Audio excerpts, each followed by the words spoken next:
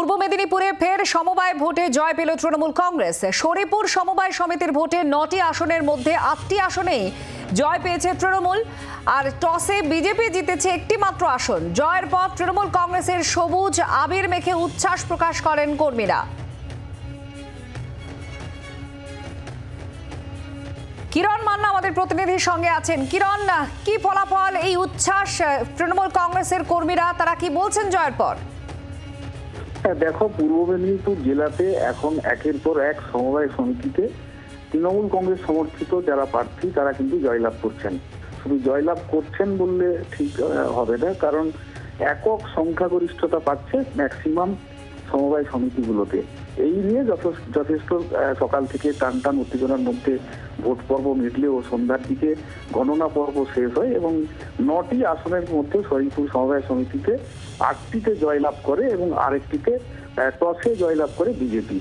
সবুজ আবিরের ঝড় বয়ে যায় এবং আনন্দ উচ্ছ্বাসে মেতে পড়েন যারা শাসক দল ঘনিষ্ঠ যারা এবং কর্মী সমর্থক প্রত্যেকে। এই সমর্থিত যারা তৃণমূল কংগ্রেস সমর্থিত যারা ক্যান্ডিডেট ছিলেন তাদের মধ্যে প্রত্যেকেই বলছেন যে এই সমবায় সমিতিটি বামেদের দখলে ছিল একটা সময়, এখন তৃণমূল কংগ্রেসের দখলে এলো এবং বাম যারা ছিলেন তারা বিজেপি হয়েছেন এখন, যে কারণে বিজেপিকে মেনে নিতে পারছে না, তাই জয়লাভ এবং একচেটিয়া জয়লাভ।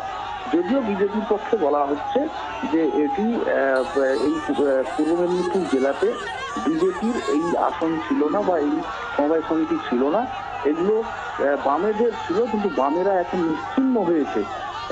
সেই কারণে এখন তারা একচেটিয়া ভাবে এই ধরনের জয়ের আশা দেখছে। তাছাড়া এটা সমবায়ীদের ভোট, তাই সমবায়ীদের নিয়ে ভোট, এখানে দল খুঁজলে ঠিক হবে না, এই ধরনের কথা বলতে চাইছে বিজেপি। কিন্তু বিরোধীদের তরফ থেকে আগের সমবায় ভোটে অভিযোগ করা হয়েছে, সন্ত্রাসের অভিযোগ করা হয়েছে, ভোট লুটের অভিযোগ করা হয়েছে, এমনকি কাতি সমবায় ব্যাংকের ভোটের ক্ষেত্রেও বিজেপির একজন কর্মী তিনি আদালতের দ্বারস্থ হয়েছেন এনআইএ তদন্ত চেয়ে বোমাবাজির অভিযোগ হয়েছে বলে। তো এই অভিযোগগুলো কি এক্ষেত্রে তুলছে বিজেপি বা বিরোধীরা?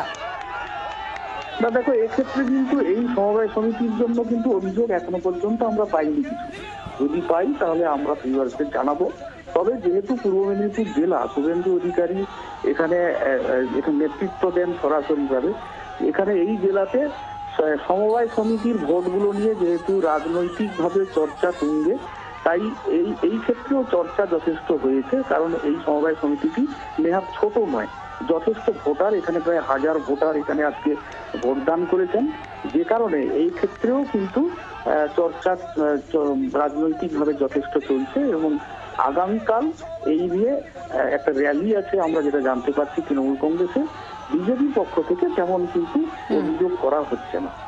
ধন্যবাদ কিরণ মান্না আমাদের প্রতিনিধি জানাচ্ছিলেন। আর যে ছবি আপনারা দেখতে পাচ্ছেন, জয়ের পরে উচ্ছ্বাস প্রকাশ করেছেন তৃণমূল কংগ্রেসের কর্মীরা। প্রতিক্রিয়া এবার শোনাবো শাসক দলের, শুনুন। শরীপুর সমবায় সমিতির যারা সভ্য ছিলেন তারা সম্মত মমতা বন্দ্যোপাধ্যায়ের উন্নয়নের প্রতি আস্থা দেখে আমাদের প্রার্থীকে বিপুল ভোটে জয়লাভ করানোর জন্য সবাইকে ধন্যবাদ জানাবো।